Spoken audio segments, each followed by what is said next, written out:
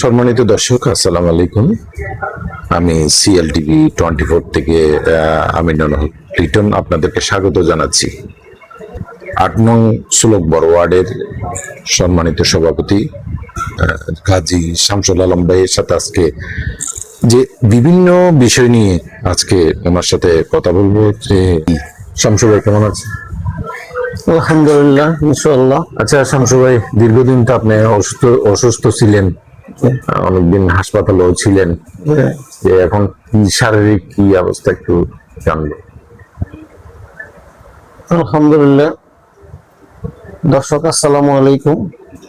আমি কাজী মোহাম্মদ শামসুল আলম।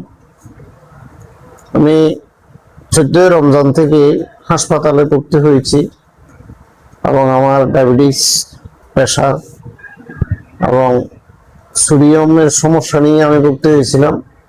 ইনশাআল্লাহ আমার নেতাকর্মীরা, থানা এবং ওয়ার্ড সর্বস্তরের নেতাকর্মীরা যথেষ্ট আমাকে সহযোগিতা করেছেন। চট্টগ্রামের নেতৃবৃন্দ, মন্ত্রীরা, এমপিরা এগুলো খোঁজখবর নিয়েছেন, মেডিকেলও এসেছেন। আপনারাও সিএলটিভিকেও আমি ধন্যবাদ জানাই এই জন্যেই, যেহেতু আমি লিটন আমার খুব আপন, খুব কাছের লোক। দীর্ঘ 30-35 বছর ধরে আমার সাথে রাজনৈতিক সম্পর্ক।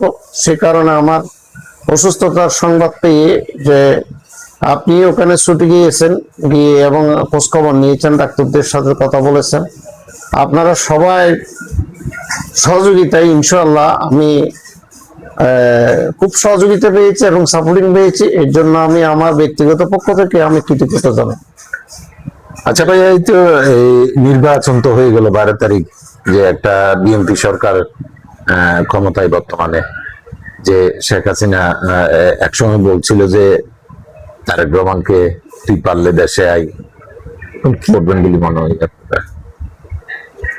আসলে বিএনপি বাংলাদেশ জাতীয়তাবাদী দল এমন একটা দল যার নামটা শুনলে মানুষের প্রতিটা ঘরে ঘরে, প্রতিটা পরিবারে জাতীয়তাবাদী দল বিএনপি এবং জিয়াউর রহমান, শহীদ রাষ্ট্রপতি জিয়াউর রহমানের এবং বেগম খালেদা জিয়ার যে একটা প্রতিটা ঘরে ঘরে একটা আস্থা, একটা বিশ্বাস, একটা ভালোবাসা, সেটার একটা খুব গভীরে এটা ধারণ করে, লালন করে। এবং তাদের সাবেক রাষ্ট্রপতি, সাবেক প্রধানমন্ত্রীর সন্তান তারেক রহমান, সে অনেক নির্যাতিত, নিপীড়িত এবং শারীরিকভাবে খুবই আহত অবস্থায় উনি বিদেশ গিয়েছেন, নির্বাসনে গিয়েছেন। সেখান থেকে উনি দলকে নেতৃত্ব দিয়েছেন এবং দলকে নেতৃত্ব দিয়ে দলকে সংঘবদ্ধ ভাবে সুসংগঠিত করেছেন। এটা জাতি সর্বস্তরে, সর্বক্ষেত্রে উপলব্ধি করেছেন। 17টা বছর শেখ হাসিনা যতই বলুক না কেন, শেখ হাসিনা যাই ডাক দেখ না কেন, শেখ হাসিনা একজন স্বৈরাচার, ফ্যাসিস্ট এবং ডিক্টেটর। এবং তাদের অতীতের যদি রেকর্ড আমরা খুঁজতে চাই, ইতিহাস খুঁজতে চাই, আসলে তাদের ভালো দিক কোনো কিছু নাই। ডিক্টেটর, অত্যাচার, ফ্যাসিস্ট, এটাই তাদের হলো যে একমাত্র তাদের ম্যানিফেস্টোরি। যদিও বা ধর্ম নিরপেক্ষতা থাকে, কিন্তু এখানে তাদের কাছে কোনো ধর্ম নিরাপদ ছিল না। এবং জাতিগতভাবেও আমরা আমাদেরকে ওরা বিভ্রান্ত করেছেন। এবং সেটা আমাদের বাংলাদেশের এখানে শতকরা 80%, 88% মুসলমানের দেশ।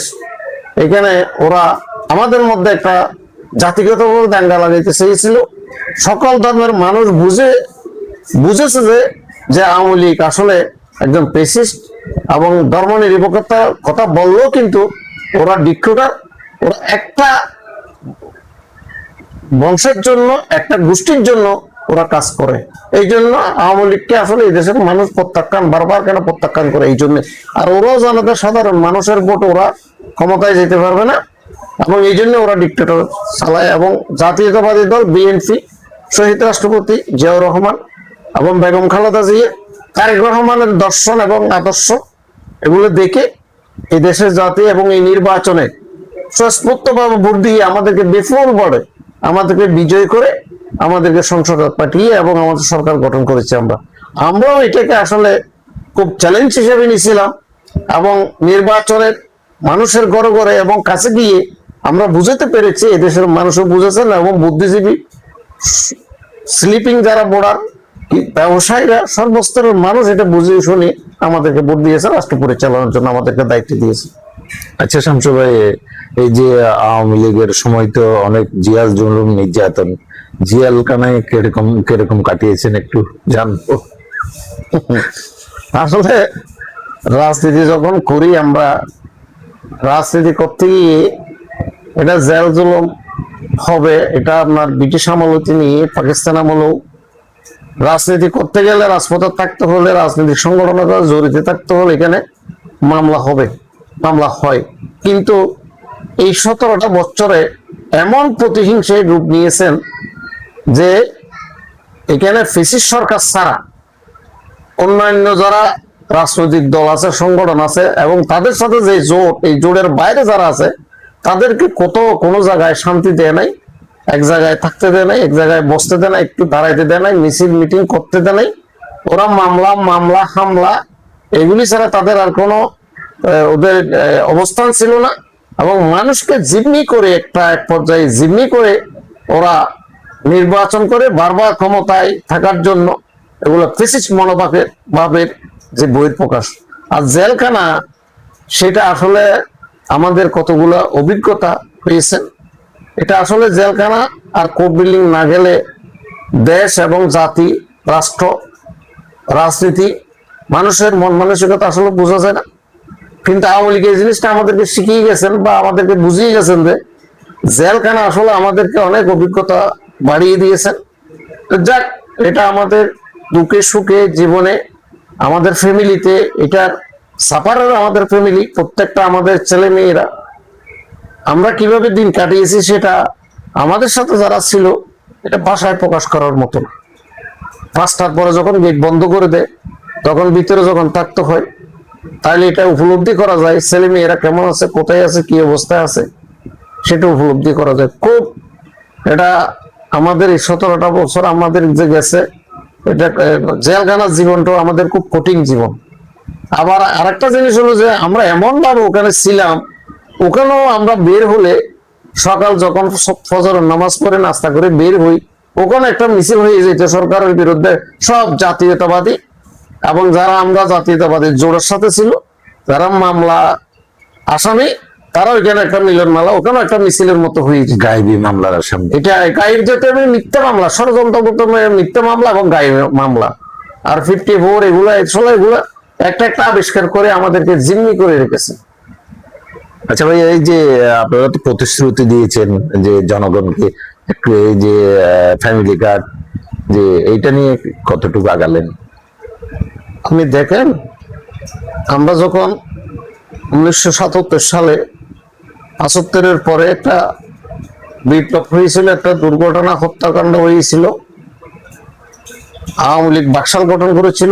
এর পরদি যখন যে সৈনিকেরা সিপাহী বিপ্লবের মাধ্যমে শহীদ রাষ্ট্রপতি জিয়া রহমানকে যখন বন্দি করলো, তখন এই দেশের মানুষ আসলে খেয়াল করলো যে এই লোক, উনি 1971 সালে বাংলাদেশের স্বাধীনতা ঘোষণা করেছেন এবং ঘোষণা করে ক্ষান্ত হন না। ইস্ট বেঙ্গল রেজিমেন্ট দিয়ে সারা বাংলাদেশে 11টা সেক্টরে উনি নেতৃত্ব দিয়ে তাদেরকে সংঘবদ্ধ করে উনি ওই রিভল বলে উনি স্বাধীনতা ঘোষণা করে উনি যুদ্ধ ঝাঁপিয়ে পড়েছেন এবং সম্মুখ যুদ্ধ করে ইনশাআল্লাহ দেশকে স্বাধীন করেছেন। 1975 সালে যখন এই ঘটনা ঘটলো, শেখ মুজিবুর রহমানকে হত্যা করলো, ওদের ভিতরে লোকেরাই করলো, তখন উনি 4টে সংবাদপত্র যারা সকল বন্ধ করে দিল, বাকশাল গঠন করলো, দেশের মানুষ খুশি উড়ে যে একটা দুর্ঘটনা ঘটে গেল। তখন যখন এটা জিয়া রহমানে এবং এটা আপনার মেজর জলিল সহ এগুলো ষড়যন্ত্রে লিপ্ত ছিল, আসলে উনি বিপ্লব আরেকটা করতে গিয়ে এখানে ওনাকে বন্দি করলো। এই বন্দির থেকে ওকে বের করার জন্য সাধারণ মানুষ আর সিপাহী জনতা, সিপাহী জনতা, আর্মিরা ওনাকে বের করে আবার উনি বাংলাদেশে আসছেন। দেশের বাইরে ষড়যন্ত্র করে জিয়া রহমানকে হত্যা করে 9 বছর আমরা স্বৈরাচার বিরোধী আন্দোলনে লিপ্ত ছিলাম। বেগম খালেদা জিয়ার নেতৃত্বে আমরা আবার 91-তে ক্ষমতায় এসেছি। তলাবিহীন জুরিতে বাংলাদেশের অর্থনীতিকে পঙ্গু করে ফেলছেন, তলাবিহীন জুরি ছিল, সেটাকে আমরা 91 ক্ষমতায় এসে আমরা আবার এটাকে পূর্ণ উজ্জীবিত করে অর্থনৈতিক স্বাবলম্বন করি। আমরা সেখানে মাছে ভাতে বাঙালি হিসাবে আমরা পরিচিতি পেয়ে এটা আমরা 5 বছর আমরা দেশকে আবার স্বনির্ভর করেছিলাম। ঠিক আওয়ামী লীগ 96 পরেই আন্দোলন সংগ্রাম করে ষড়যন্ত্র করে যে ওরা ক্ষমতায় আসছিল, আবার এটাকে অর্থনৈতিক পঙ্গু করেছে। 2001 সালে এসে আমরা আবার আমাদের দেশকে আমরা উজ্জ্বল এবং অর্থনৈতিকভাবে আমরা স্বনির্ভর করেছি। ইনশাআল্লাহ বিএনপির বারবার পরীক্ষা দিয়েছে, বিএনপির অর্থনৈতিক, গণতন্ত্র এবং দেশের ভাবমূর্তি উজ্জ্বল। আর সবচেয়ে সকল ধর্মের মানুষের একটা স্থান থাকা পরিবেশ এটা একমাত্র বিএনপি জাতীয়তাবাদী দলেই দিতে পারে, এবং সেটা তারেক রহমানের নেতৃত্বে বর্তমান বাংলাদেশের জাতীয় সংসদ, বর্তমান সরকার সেটা ঐক্যবদ্ধ, আমরা সবাই ঐক্যবদ্ধ ইনশাআল্লাহ।